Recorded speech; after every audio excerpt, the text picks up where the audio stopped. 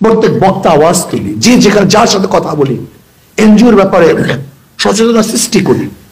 এখানে তো আমরা ঐক্য হতে পারি, এই ব্যাপারে তো সবাই এক হতে পারি যে আজকের থেকে আমাদের টার্গেট এনজিওদের অপতৎপরতার বিরুদ্ধে মানুষদের সচেতন করা।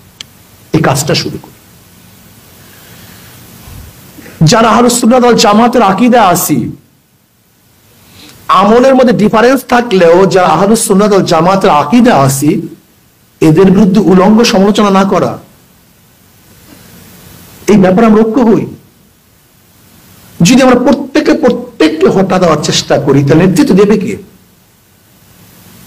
কাউকে না কাউকে নেতৃত্ব দিতে হবে, তো দেবে কে? এর জন্য কমপক্ষে যারা আকীদার দিক থেকে এক, তাদের বিরুদ্ধে খুব বেশি সমালোচনা না করি। হ্যাঁ, সমালোচনা করব তাকে সংশোধন করার জন্য, তাকে ইসলাহ করার জন্য, তাকে হটাবার জন্য নয়।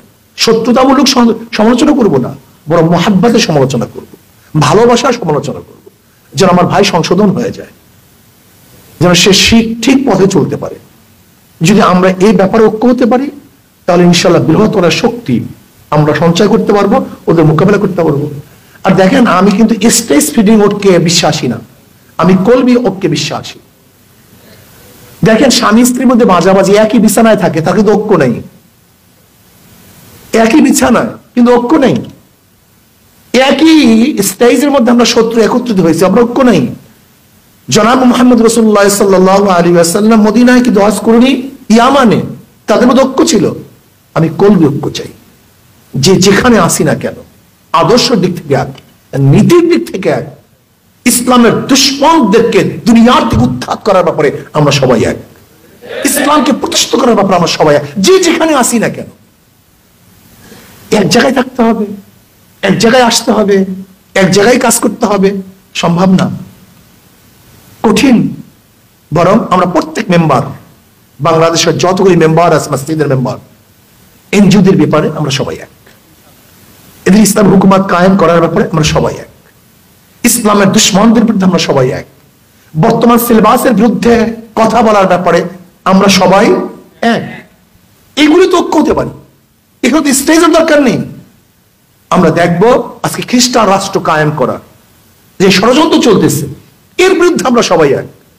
আজকে আলাদা ভূখণ্ড করার জন্য যে চক্রান্ত চলতেছে, এর ব্যাপারে আমরা সবাই এক। এখানে ঐক্য হতে পারি। যদি আমরা এইভাবে ঐক্য হয়ে যাই, সচেতন হই, ইনশাআল্লাহ আশা করি যে ষড়যন্ত্র এবং চক্রান্ত চলতেছে ওরা বাস্তবায়ন করতে পারবে না।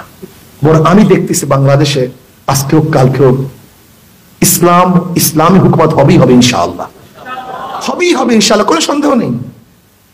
কিন্তু আমাদেরকে সচেতন হতে হবে, ফিকিরের সাথে, চিন্তার সাথে কাজ করতে হবে, আবেগের সাথে বিবেকের প্রয়োজন হবে।